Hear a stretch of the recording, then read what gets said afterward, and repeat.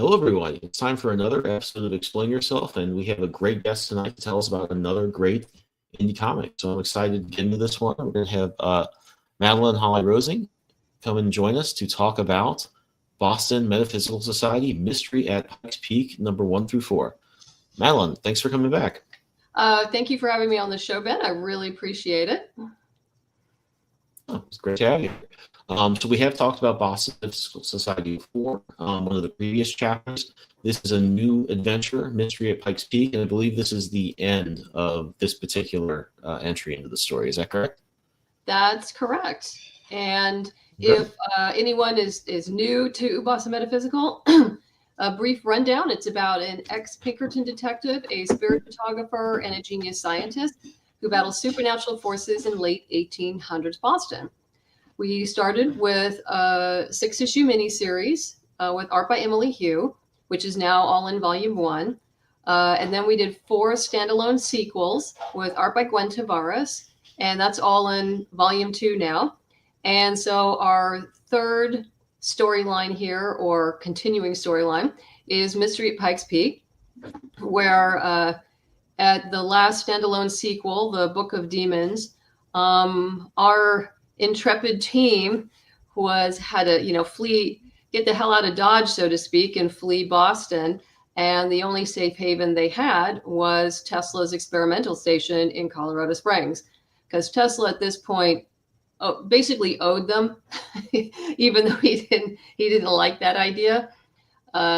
So they arrive and I introduce a new character. Her name is Mai Hui Chow from the Great House Chow of California.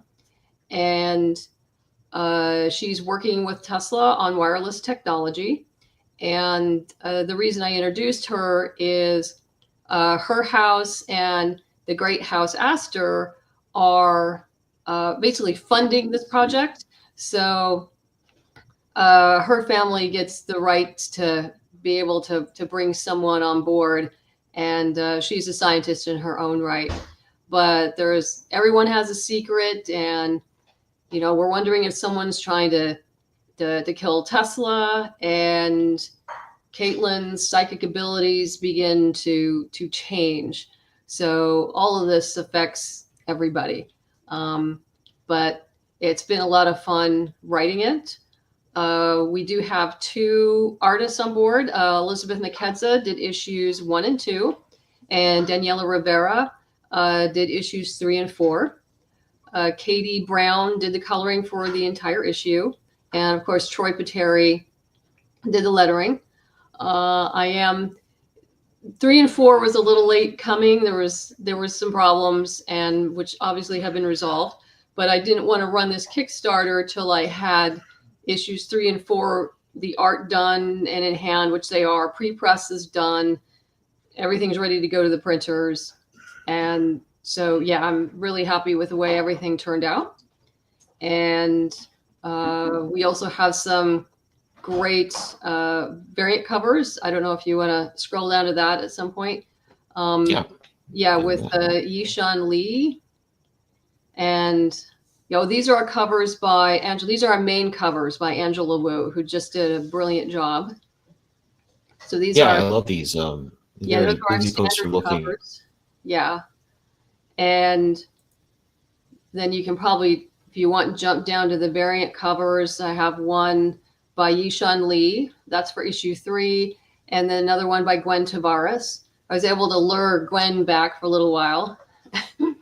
The reason she and I stopped working together is at that time she had 2 kids under the age of 3, which should tell you all you need to know.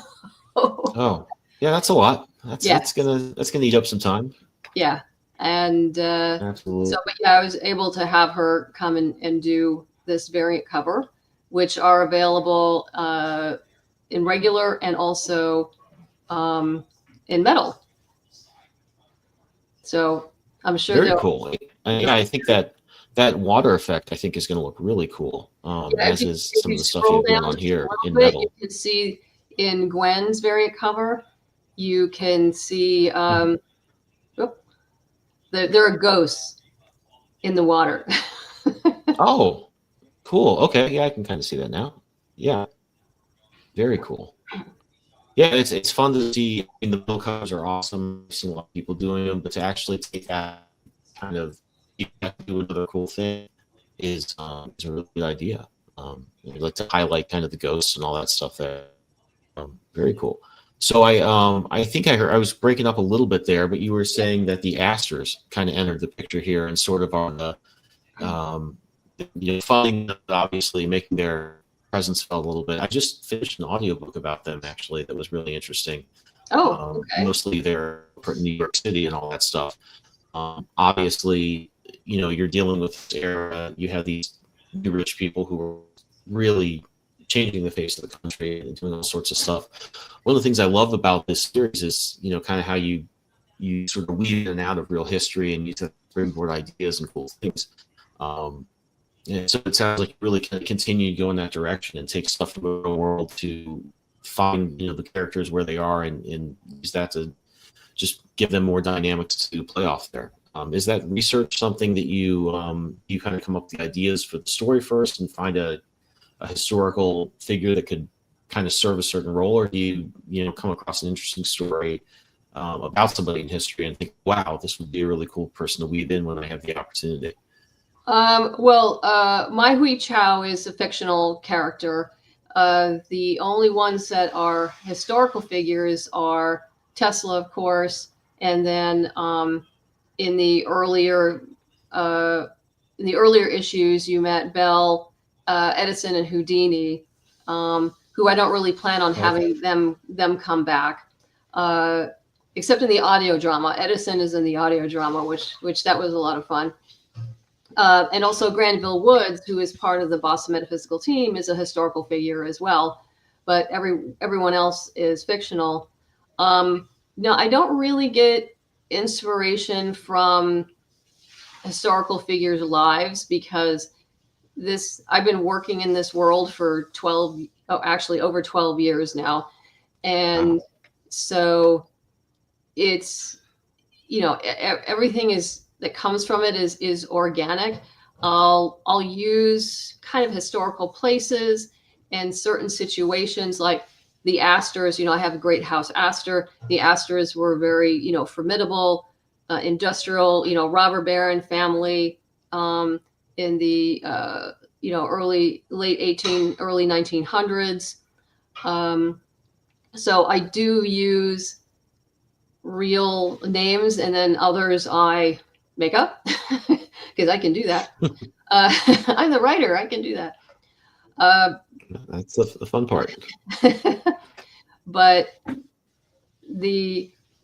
for those who are new or who aren't aware, the split from American history happened in my universe in the War of 1812, which basically was a draw between us and the British. And, depending on whose side you talk to is, the story of how it started and who blames whom. But in my version, the American side decided, hey, we can never lose this war. We can never be at a standstill. This can't happen again. And they believe that the only way they could accomplish that is if only the rich families, the industrial families, had control of the nation. So they gradually eroded any kind of civil rights, and you couldn't just be landed. You couldn't just own land and be able to vote. You needed to be a member of one of these great houses, one of the industrial families, which are broken up all over what I call the great states of America. And eventually, in this universe, the government is a parliamentary oligarchy. And what that means is, yes, there's still a Congress, but that Congress is chosen from within these families. And then the president is elected from Congress, from one of these families. So I even did have, Abraham Lincoln was president, but he was elected through his house. Okay. Yeah. So it's, it's like I said, it's a very deep world. I deal a lot with politics and particularly family politics. That's just a fun thing. I like to, that's a playground I like to go be at. And so, but also this supernatural and having psychics and ghosts and whatever are an integral part of these people's lives, whether they like it or not. There is some people who deny it, others who have to deal with it. And the Boston Metaphysical team are the ones who deal with it. They're sort of like almost a Victorian Ghostbusters in some respects, but without kind of the over the top humor. Oh, kind of like a parallel, source of, I guess, influence or agency, almost like that. I think one of the things I really love about alt history is just taking stuff we're familiar with for history, and you get to see, for instance, Abraham Lincoln is around, but it doesn't go down exactly the way we're used to. I think it's just one of the really fun things to explore in an alt history, environment. In addition to your characters and their central conflicts and all that stuff too. Are there any like books or series? I read a few alt history things I really loved when I was younger. Are there any ones that really inspired you that you look to and how you'd handle those elements?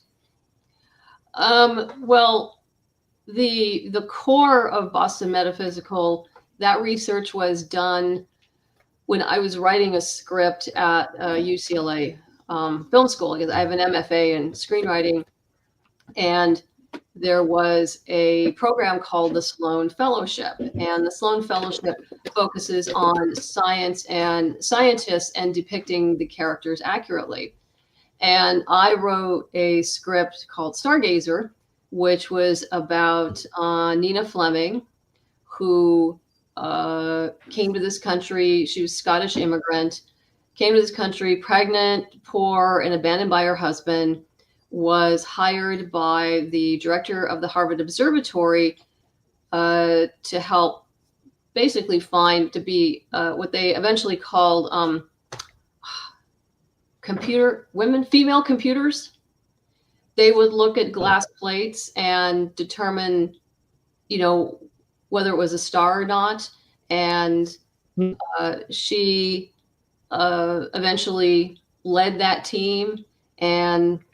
But I took a very brief part of, her history and told her story in the screenplay, which won the Sloan Fellowship, which I'm happy to say. Oh, wow. Congratulations. Thank you. But all of that research into Boston in the 1800s came from that. Because I did a deep dive into Boston's history for that script. And literally, I was getting microfiche from of American newspapers from France because they weren't here in the U.S., but they had. So there was all these old newspaper articles about the female computers and how they worked in astronomy. Mina herself developed a new stellar classification system, as well as discovered over 10,000 stars. And that work was a legitimate approved work for what you would call middle-class women of the time who didn't have either husbands or needed money. It was an acceptable form of work that wasn't looked down on for women of that time period. And so she ended up basically supervising a number of women who had graduated from Vassar. And, you graduate from Vassar, you can't go really work as a maid. No one will have you if you need a job, but you could go work at the Harvard Observatory, and it was an acceptable line of work. So you could feed yourself and pay the rent. So, but that's off another tangent. And I think I may have lost you. That's possible.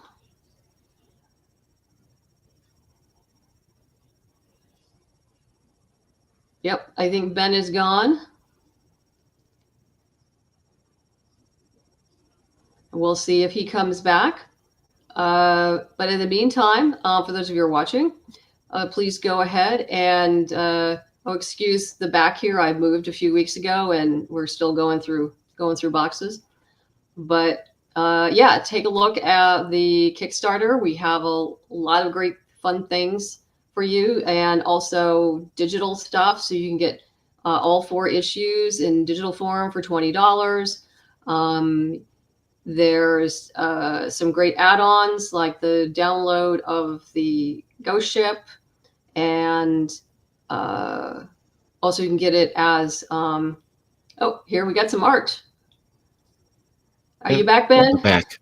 I am Okay. back. Sorry about that. My internet's a little spotty, and we're having some really crazy wind here in the Hudson Valley, which may not be helping. Yeah. Yeah, we had that earlier, and it knocked over one of our umbrellas, which turned into a sail, which fortunately I was able to get down before it went into a window. Oh, gosh. Wow. But yeah, trash cans flying down the street. Yeah, that happens. What you're looking at there is some of the lovely art from Elizabeth McKedza that's in issues 1 and 2. And if you scroll down a little bit more, you can see this is Daniela Rivera, her art. And both did a fantastic job. I was very happy to get Daniela on board. She'd actually been on my short list of artists for a couple of years. And I saw her Mad Cave audition art, and she'd really improved. I mean, she'd really risen the bar. And so I said, hey, do you want to come on board? And fortunately, she said yes. And like I said before, Katie Brown did the colors. That's great. I mean, it's yeah, the colors are really great. I think that's one of the things that really impressed me in previous issues was so often indie comics, you see coloring, art that's pretty nice, coloring its lettering sometimes as well that's not quite up to par. But this series has always really taken those details very seriously, and it shows in the final product. It's also really great to see an artist, and that's one of the nice things about being online and sharing your work and, developing relationships with the comics community is you get to see people develop. Somebody that was like just about there, a year goes by, they're ready to go. And it's really great to see. I mean, that was the case with Danny, because I think I looked at some of her stuff a few years ago. And I went like, there's something there, but she's not quite where I need her to be yet. And then I saw her, right before I hired her for this, I went like, oh yeah, she's definitely good to go. And it was such a pleasure working with her. I also got to meet her at San Diego Comic-Con. She lives in Mexico. And at the time I lived in Southern California, and it was great to be able to meet up with her. And she's a lovely, very smart young lady, and glad to have her on the team. Yeah, no, the art looks fantastic. And it's one of the things as an artist, you can be a great artist. I've known a lot of people who are, and I'm not saying necessarily that I've figured it all out, but I've known people who are fantastic draftsmen, great eye for composition, great eye for colors, anything you can name. You get to comics, it is just a whole different ball game. It's almost in a lot of ways, you've got to learn how to be a storyteller, which is a whole can of worms. I think even just in the pure visual side of things, compositions that look great in a single illustration or a piece of concept art or a frame from a movie do not really work in comics, don't look that cool, they're not impactful, they don't flow. It's such a specialized skill, and it takes time even for an artist who's completely developed to learn how to do. And a lot of times that's, thinking of a page as opposed to a panel, the entire image that the viewer will take in. And also I think there's just a lot you need to learn to not draw. So it's really, that's one of the great things about indie comics is you get to see people like she obviously was, where they're just sort of working out some of the kinks that will bring them to that next level. But yeah, this is really great looking stuff. And I think I mentioned this last time, but there's obviously, I think, the right amount of research done on the visuals as well, as far as what's real and then what is kind of brought in from the fantasy world there. Did you work with her a lot on balances? I'm sorry, I work with her a lot on what? I think I was lost for a second there. Yeah. Work with her a lot on what?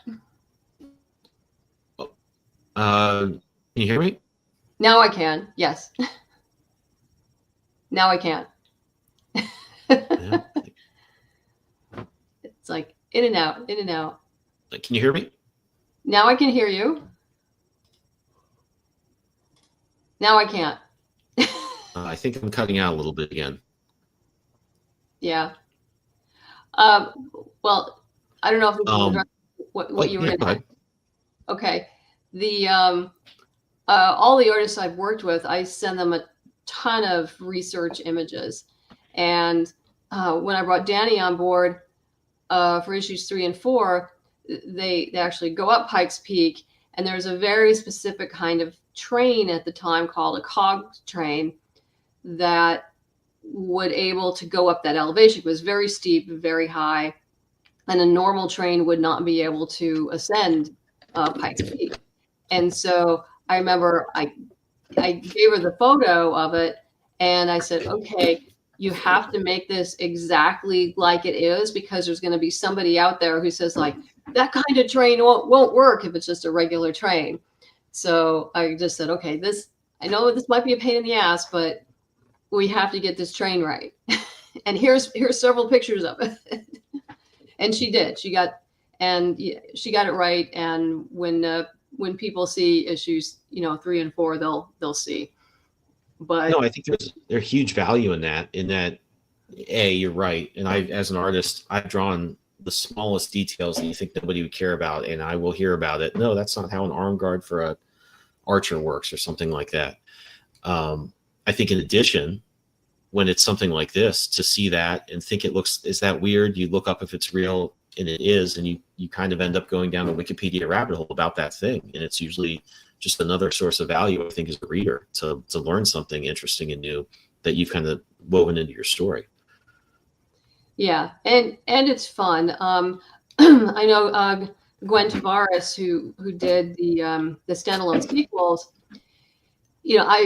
When we first started working together, like I said, I send my artists a ton of stuff, and I say, like, hey, if you need anything from me, let me know. I'll go look it up for you. But she really enjoyed doing research herself, and would go and get all the minute details on men's socks in the late 1800s, which had buttons. So there's like this one scene of a guy's foot, and you can see the buttons on his socks. So it also is really nice when you have an artist who, well, all the artists I've worked with care to have, everything right, or as best as you can make it right in a fictional fantasy world here. So we do. It's important, I think, to have a team that is, it's hard to draw something if you're not really invested day after day, and it does take a lot of time to do this. So I think it's important to find a team that is as passionate about those details as you are. Yeah, and like I said, working with Danny was great. I had written the series a number of years ago, and there was a delay with the original artist, and then I had to move on. And so, but the thing is, during that time period, my writing had changed.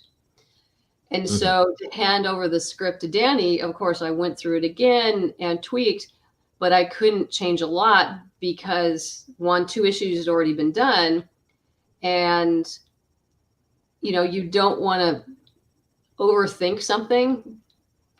And anyway, I'm a better writer than I was when I originally wrote that. So it was nice working with her, because I made more changes, or she suggested changes, which I went like, yeah, do that. That's great.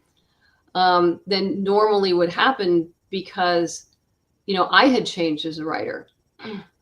So it was interesting. I think it was like I said, it was great working with her. I love Katie. I've learned a lot from Katie as well. And that's one of the best parts of working collaboratively in comics is we all learn from each other.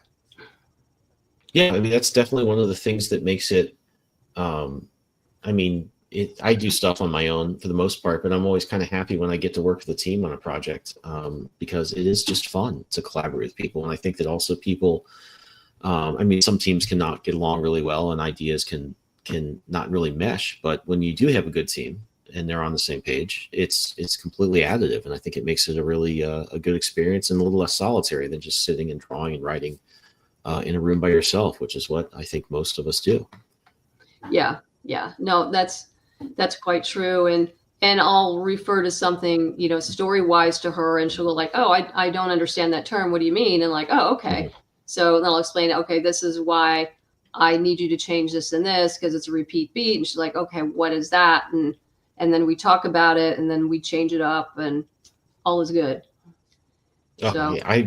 I drew layouts for I think it was sort of an educational comic in Britain that was sort of time traveling and history based, but also involved soccer, or football, obviously, as they call it, in a big way. And the script is completely just peppered with words that were, I'm sharing all of them, that I was on Google literally 3 times a page. What is a pitch? What is this? What is that? I had no idea. So that's even,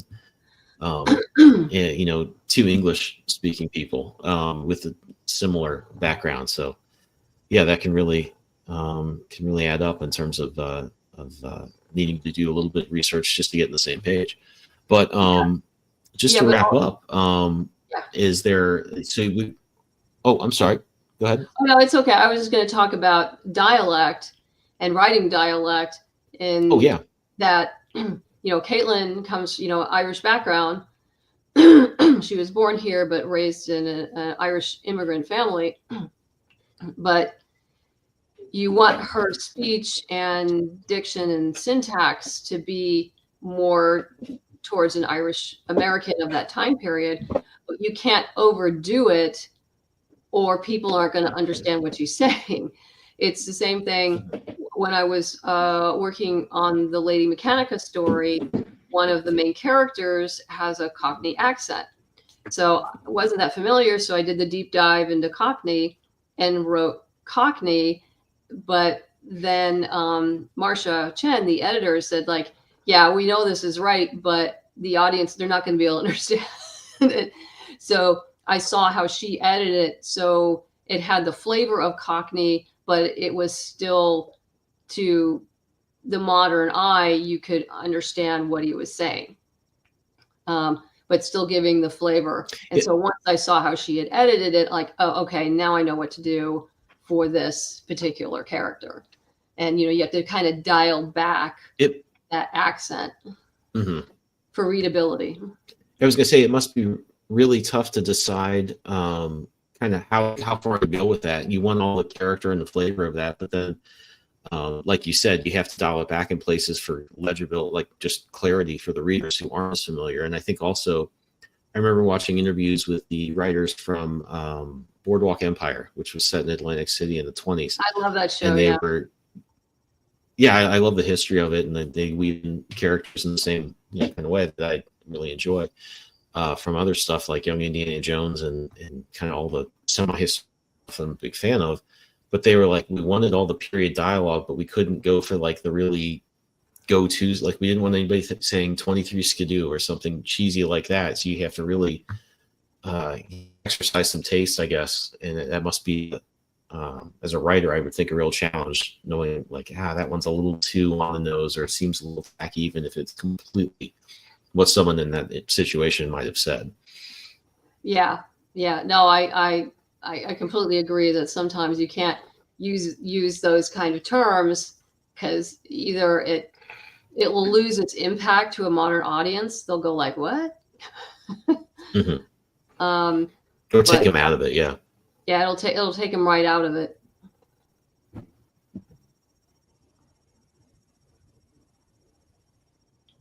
So, okay, are you still with me? Oh, I think I've lost you again.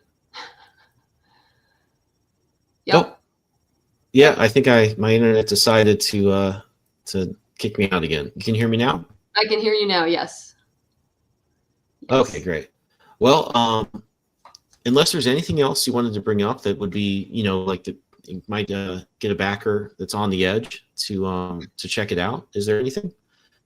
Other than we have some great digital deals if you're new to it. And we do have what I call a starter kit, which is volume 1 and also the novel Storm of Secrets, which are a nice, gives you a nice overview of the entire universe and the characters. And otherwise, we have about a week to go. So, and some great add-ons. You check out definitely the metal bookmarks. They're gorgeous. So, come on down before it ends. And if you like, particularly if you like steampunk, supernatural, mystery, detective, then Boston Metaphysical is definitely in your wheelhouse. Well, great. That was actually the questions I was going to ask to wrap up. So you took the words out of my mouth. So that's perfect. Well, like she said, there's about a week to go. Campaign's doing really well. It's definitely funded. So this one's absolutely going to happen. Great stuff there. The link, as always, if you scroll down on YouTube, is right there in the description. So you can get directly over to the Kickstarter page in the next 7 days and to check that one out. So, and I hope you will. But Madeline, thank you for coming back on the show and sharing the book with us. Great. Thank you very much, Ben. I appreciate it. All right. Well, goodbye, everybody. And we'll be back soon to talk about some more great indie comics. Thanks for stopping by. Thank you.